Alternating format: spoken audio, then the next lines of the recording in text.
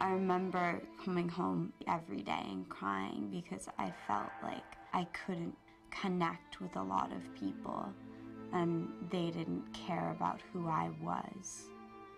I would just wish that I wasn't here anymore. I didn't want to be here. I wanted something bad to happen to me so I wouldn't have to deal with any of this anymore.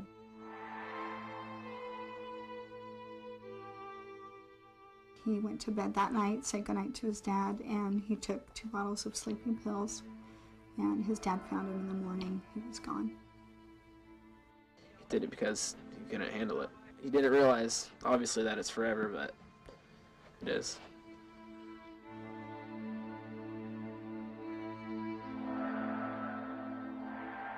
What are some of the pressures or situations that might lead middle school students to feel depressed? If you're not popular, you don't have any friends, like you're lonely and like you eat alone at lunch. If someone really is a perfectionist and they really want to get good grades and then it doesn't really work out that way. Death of a loved one can also definitely contribute to depression a lot.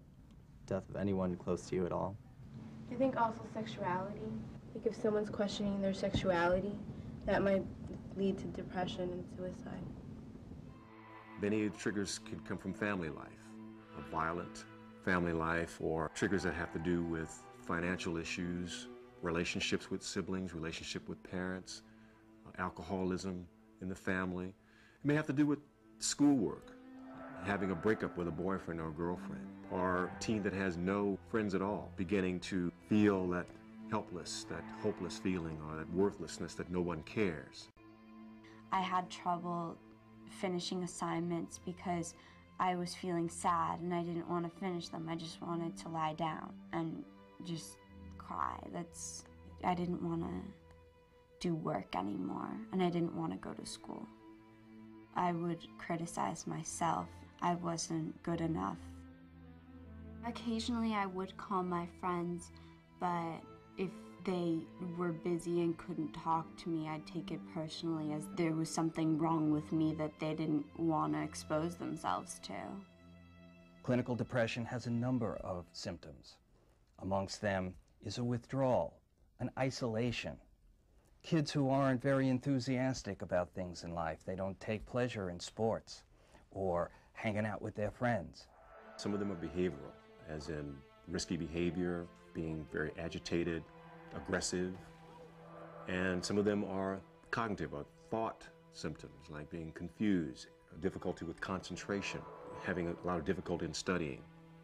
Ryan was really outgoing, fun-loving. Whatever you did, wherever you went, he was fun to be around. It didn't matter what you did, how simple it was. He had a good time and he kind of made others around him have a good time too. He was a crazy kid. Yep, can say that. He had an extreme personality. He just always tried to do it to like the fullest. I remember Mike had a class with him and he came out and he pierced his eyebrow with a safety pin. It was pretty random. It surprised me. He didn't really care. Like he didn't think about pain, you know. He could care less if it hurt. It was just like if he wanted to do it, he'd do it. He started doing less work, cutting more classes. It got to where I talked to his guidance counselor and he recommended an alternative school. He did have a little frustration going on at home that I do remember. He just, not dreaded, but didn't want to go home when he had to go home during the day. Was basically digging himself a hole, getting into a lot of trouble outside of school and inside of school. Even very close to the time of his death, most of the time he still seemed happy and outgoing. He really masked whatever feelings he was going through, his depression, his sadness, his anger, his hurt. He tried to mask it very well and didn't really open up and share a lot of that.